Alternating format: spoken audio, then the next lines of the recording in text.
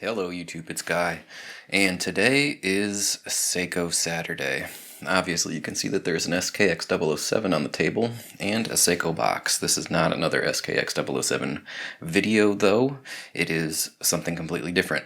I do have the SKX on the table because we'll probably be using it as a point of comparison for the watch that is in this box. So I'll move this guy off the table for a little bit and we will focus in on the Seiko SNE435 PADI Solo Diver Watch. Of course, it's no big surprise. If you saw the title of this video, you already knew that. So, I was at a store locally, and I never see Seiko watches at local jewelry stores or department stores or anywhere that I think, like, hey, that's a nice Seiko watch. It's always from their affordable core line of watches. They're very usually dress watches. I never see a Seiko watch in a store that I think is worth a buy until I saw this the other day. Now I was aware that this watch existed and the previous PADI watches that came before it. So when I saw it, I was like, it's a good price. I'm gonna go ahead, I'm gonna snatch it up, and here it is today. So it comes in a double box. Inside here we've got our manuals and stuff. No real reason to look at those. I've talked about the manuals that come with Seiko watches many times. So yeah, outside of the cardboard box you have this nicer, sturdier box which has a hinge. And then within we have the SNE435 on a slightly better box than I normally get with my Seiko watches. Go ahead and pull this guy out, take it off the pillow, and I'll pull the hang tags out too and show them to you guys in a minute. And we'll go ahead and get the box off of the table. So this is, flatten out my backdrop here. This watch is a Seiko Solar Quartz Special Edition dive watch that was formed in association with the Professional Association of Diving Instructors, or PADI. There's been a number of PADI watches in the past, or currently, however you want to look at it. I think there's 4, 5, 6, something like that. Probably the most popular is the SRPA21, which is the blue and red Pepsi dial bezel combination turtle watch. It's a very nice watch. I'd love to see one in person, or any of the turtles, honestly. But other than that, there's several other ones, including this one. So yeah, we're gonna go ahead and jump in here, take a close look at it. I'll give you my thoughts, my impressions of it, and basically tell you what I think. Alright guys.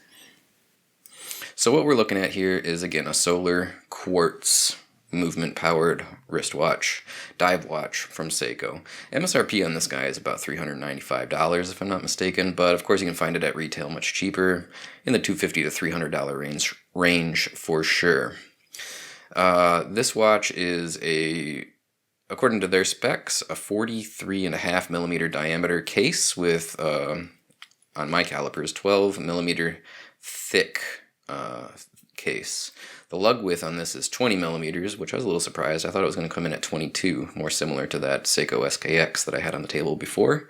But no, they're 20 millimeter lugs, and the overall lug to lug from the top of the lug here down to the bottom comes in between 49 and 50 millimeters on my caliper. So this is actually a pretty big watch, both in case diameter, thickness, and overall lug width from top to bottom here. It wears big, it looks big.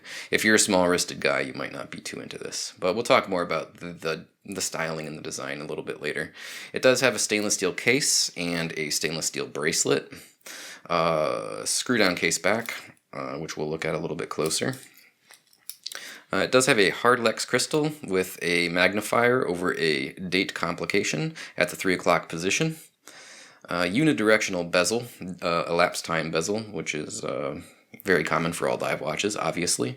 It does feature a screw-down crown, which obviously is going to aid in its 200-meter water resist. The dial does feature Seiko's legendary LumiBrite glow-in-the-dark luminescence on all of the markers and the handset. and it runs the caliber V175 solar quartz movement. That V175 movement on a full charge is advertised to have a 10-month power reserve, which is pretty darn impressive. Now, one thing I do want to point out about this watch, if you saw my previous review on the SSC019, I believe was the watch. It's their Seiko's solar quartz chronograph diver. I liked that watch very much, and this watch is very, very similar. There's some obviously distinct differences. Number one, this is not a chronograph. Number two, the position of the date complication is at 3 o'clock, and it has that Cyclops style magnifier. But aesthetically, size-wise, overall it's very similar to that watch. So if you're familiar with that watch, or if you've seen that previous review video, you're gonna see, again, a lot of similarities here. So let's talk about the case on this guy. Number one, it is a stainless steel case. It is a little chunky. We have polishing on the sides, which are fingerprint magnets, as we can see, so I'll try to clean that up a little bit.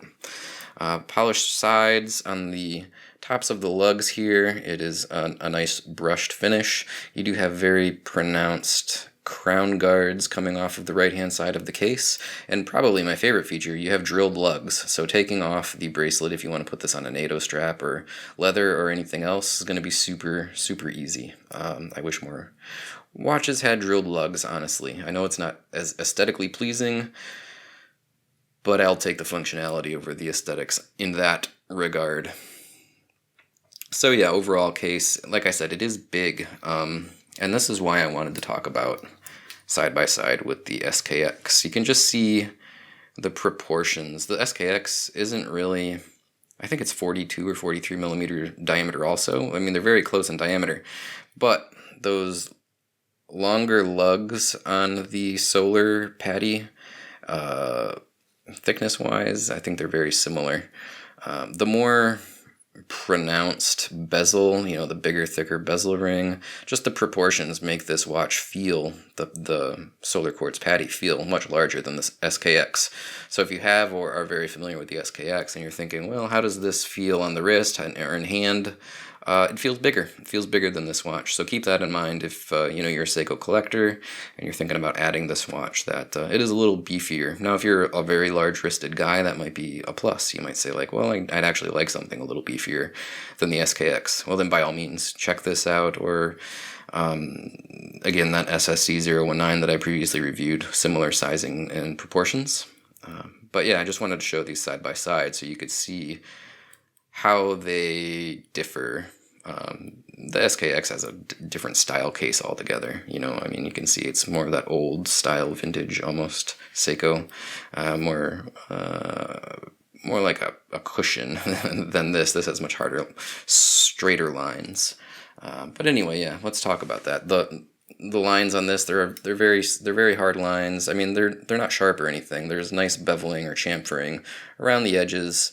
But yeah, it's just not like the pillowy, soft flowing case that you see on the SKX. I like it though. I do think that this is a very nicely designed case. It's just with these longer overall lug widths, it does wear big. This much more pronounced, squared off crown guards, it kind of just gives it an overall larger, more robust feel, in my opinion. Moving on from the case design, we'll talk about the case back briefly. I'll give you a quick look at that. It's decorated fairly nicely, which most Seiko diver watches are. If we can kind of zoom in here, it's got that, get it from the other angle. Nice tsunami wave, your Seiko logo. There's the Prospex logo down there in the bottom. Typical decoration case for a Seiko case back. But the interesting thing about it is very, very flat. The case back does not protrude or bubble or anything like that. It's a very, very flat case back. So on your wrist, it doesn't stand off as high as a 12 or so millimeter thick watch might because of that very, very flat case back. So keep that in mind. That's a nice feature, in my opinion. Now the crown, we'll talk about that. It has this little red gasket line thing going around it. I don't know what that's for, if it functionally does anything or if it's just decoration, but it is a screw-down crown. The threading is not excellent, but it's bad. Kind of typical for Seiko. The threads on screwed-on crowns on a Seiko are never really very good in my experience. But once you get it screwed all the way out, the spring pushes it out all the way. And it has a little bit of a wobble. You can see when it's out. It's not terrible, but it is there. Orient Bambino that I reviewed previously, when that crown was pulled out, it's not a screwed-on crown, but regardless, when it's pulled out, that crown was rock solid, whereas this one and most other Seikos has a little bit of a wiggle. Screwing it back in is pretty easy. You just give it some downward pressure and twist it. I'm not going to bother showing you how to set the date and the time. I'm sure you already know how to do that. There's two positions. The first position sets the date. The second position sets the time. It's a very simple and straightforward procedure. But yeah, it's a nice crown. There's no decoration or signature on the end of it. It's just nice, highly polished. I don't know what you call it, the knurling or the, I don't know, jimping, I'm not sure what you call that. This texturing on the crown for grip, it's not super great because it's such a highly polished piece. It's not like it adds a ton of extra grip. I guess it's better than nothing, but that could be better, I guess. It's a very minor thing though. Moving on, we got the crystal. It's Seiko's Hardlex crystal, but it has that date magnifier at the 3 o'clock position. Now, of course, we got dust on the dial. Let me wipe that off. That magnifier is a gripe of mine. All right, that's not better. Man, that little speck of dust is just dancing all over the dial. All right, that magnifier is a point of contention for me. Up here, zoomed in on the camera, it looks fine. In person, with my eyes, very difficult to read. Not legible at all. I'd prefer that the magnifier wasn't there. If I just glance down at my wrist, it's very distorted. It's not clean and clear. I find it to be more of a hindrance than a benefit. So that's the only real major negative that I can think of off the top of my head about this watch, is the magnifier over the date complication. I find it to be not very good. The rest of the crystal is fine. It's typical Hardlex Seiko crystal. It's clean, it's clear, makes the dial perfectly legible. No complaints with the rest of the crystal. But if I had my way, I would get rid of that little Cyclops magnifier if I could. Now, we'll go ahead and talk about the dial and the handset a little bit. Of course, the dial says on the south side, PADI Solar Divers 200 meter. This is, I believe, an ISO certified dive watch, which is, at this price point, excellent. ISO certified dive watch, you could take this down, I guess, to 200 meters and not have any concerns in the world. Certainly, most of your recreational diving, snorkeling, swimming, that's going to be perfectly fine. Being that it's a solar quartz, it is going to be much less likely to, not be charged up as opposed to a battery-powered quartz. And that's one of the big arguments that people have about dive watches that are quartz-powered, is the battery's dead when, you least expect it, or at the most inopportune time. You're not really so much going to have that kind of problem with a solar-powered quartz watch, unless the entire power cell just completely fails. And these things are supposed to last for a very, very, very long time. So as long as it's gotten some sun and it's charged up, you're not going to have any issues with it not being running when you're actually out scuba diving or snorkeling or whatever. So yeah, I have no complaints for this being a solar powered quartz watch. I kind of like them. It's nice to be able to just have the inherent accuracy of quartz and the longevity of the solar powered power cell. Excellent, in my opinion. At the top side of the dial, we have the Seiko logo, and just below that, the Prospex X branding. A lot of people don't like that for some reason. I'm honestly indifferent about it. I don't think it looks bad. I don't think it's an eyesore or obtrusive or anything like that. I'm not sure why people have a gripe or a complaint over this whole Prospex thing, but I see it online on forums and stuff quite a bit. Yeah, it's fine with me. The handset is interesting. It's very similar in styling to the SKX that I showed you a few minutes ago, with the exception of having this reddish orange minute hand, yeah, and the orange tipped second hand. It does on the second hand have a little ball or lollipop on the counterbalance side, which is loomed. There is loom on the hour and minute hands as well, and it's Seiko's legendary Lumibright, so of course it's very good. The indices going around the track of the dial are really nice, actually. If we can get a kind of close look at them, they are shrouded in, I'm guessing it's probably stainless steel, some sort of metal, a nice outline, and then very generously applied Lumibright to each indice, so the glow-in-the-dark functionality is quite good, as you would expect. There's a chapter ring on the outer flange area for each of your seconds with slightly, what's the word I'm looking for here? Enhanced, I guess, red hash marks at the 3, 6, 9, and 12 positions.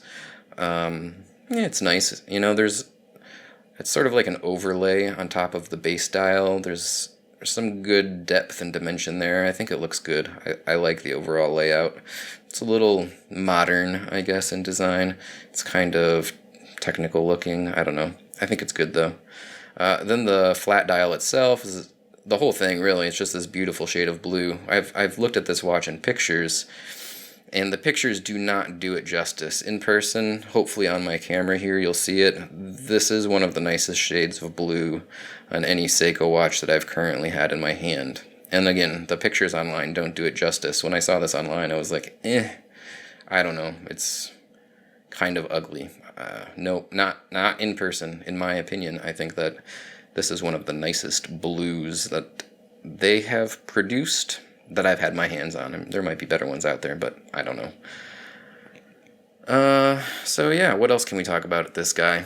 Again, you know, what is the V157 solar quartz powered movement? I like it. I think it has a lot of benefits. Automatic is nice too. Obviously, as you can tell, I have a Seiko SKX automatic in my collection, and many other automatic watches too. But I am still a big fan of quartz-powered watches in general. I think that there's nothing wrong with them, and if you're a watch collector or if you're just looking for one watch, I would never criticize you for going for a solar-powered or a quartz-powered watch as long as it's from a reputable manufacturer. Like, if it's a good watch, that's basically my point. I want to give you a close-up of both of these kind of so you can see the difference in the dials. Again, on the PADI solar quartz, you can see that, the indices on these things are very similar, but there's all that extra depth and dimension on the PADI because the indices are outlined in steel. They're kind of raised. They might be actually applied markers. You have the chapter ring. That whole ring is sort of an extra piece over top of the flat dial. Whereas on the SKX, which obviously I'm a huge fan of, it's just straight flat. There's no decoration or embellishments at all. It's just completely a functional, if not particularly attractive watch. But I thought that might be interesting to give you a nice close-up look of both of those dials. Yeah, I really like the PADI solar dial. I think it's pretty. But obviously I'm a big fan of the SKX. This will never leave my collection. The other thing we should take a look at is the bracelet, which is done pretty well. The end links are hollow end links, which is a negative, but they're not bad ones. I've had bad ones, and I've had good ones. These ones don't wiggle or move at all. Very, very solid. They're in there. No complaints with the end links. As long as they're good end links, I don't care if they're hollow or not. And these, at least on my particular example, are good. Now, the bracelet itself doesn't really have any taper.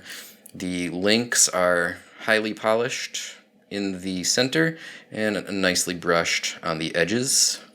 Or the ends, I guess. Well, no, we'll call that the edge, and this the end. The ends are polished as well, and they're well done. The clasp is a very typical Seiko clasp. It does have 4 micro adjustment holes, so I'm a big fan of that. I love micro adjustment holes on my clasps. It does have a safety fold-over and 2-button deployment. Now, when deployed, there is a extension for wetsuits down here. If you flip this lever open, the clasp then unhooks like so and folds out. So you get that much of an extension for if you were a diver and you had to put this over a wetsuit. I would never use that because I don't dive, and if I did dive, I probably wouldn't be wetsuit diving. I would just be skin diving. This whole clasp is just stamped metal, probably steel or something. Very thin, not super high quality, but in my experience, Seiko clasps have been fine. They're secure, they don't fall apart or anything, so no complaints. The bracelet has a lot of adjustment. You can remove, since it's not tapered at all, you can see all the little arrows there. You basically remove as many or as few links as you want to get the perfect fit, along with those adjustment holes. The bezel is unidirectional, and the action is quite good. It does have a little bit of play when you stop, but it lines up with the hour marks quite well at every position. And yeah, I have no complaints there.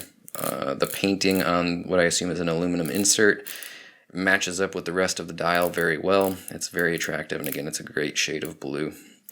As we know, probably everyone is aware, Seiko has some serious quality control issues from time to time, most notably getting the bezel to line up to the chapter ring on your dial. This particular example lines up very well, so I was pleased when I saw it in the store. It's always nice when you can see it in hand before you buy it, and I looked at it and, I was impressed with the overall quality control.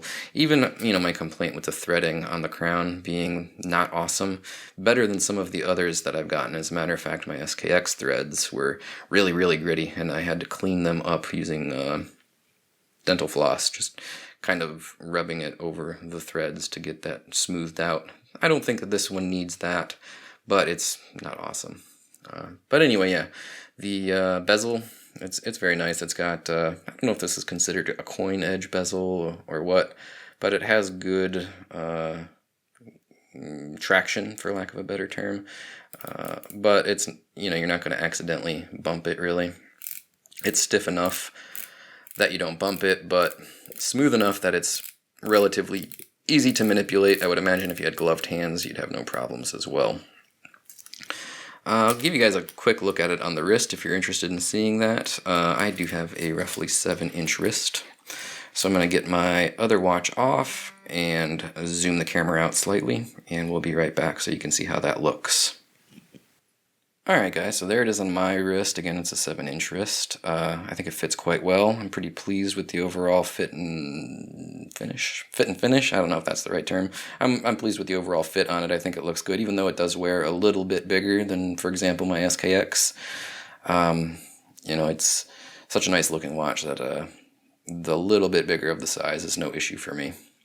So, yeah, there you go. There's a wrist shot for you. I did say that I would give you guys a look at the hang tags. You get the Seiko Pro Specs hang tag on the backhand side of it. Reference number SNE435, $395 suggested retail, caliber V175, all the way up at the top right there. Diver 200 meter, solar hard Lex, yada yada yada. It also comes with this little scuba tank hang tag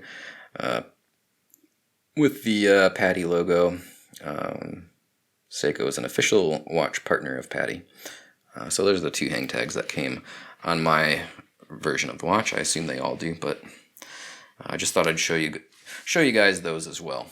Well, that's basically everything. I'm going to wrap this up. I appreciate you tuning in. I hope you enjoyed the video. If you did, go ahead and like it. Give it a share with your friends. Down in the show notes below this video, you should find links to my social media, be it YouTube, Twitter, Instagram, and my Patreon account if you'd like to help support the channel. I will also have a link to this watch through my Amazon affiliate account. If you're interested in buying this watch and you buy it through my affiliate link, I do get a small commission, which also helps the channel, and I appreciate it. Thanks again for tuning in. Enjoy your Seiko Saturday, and we will see you sometime early next week with another video. Bye, guys.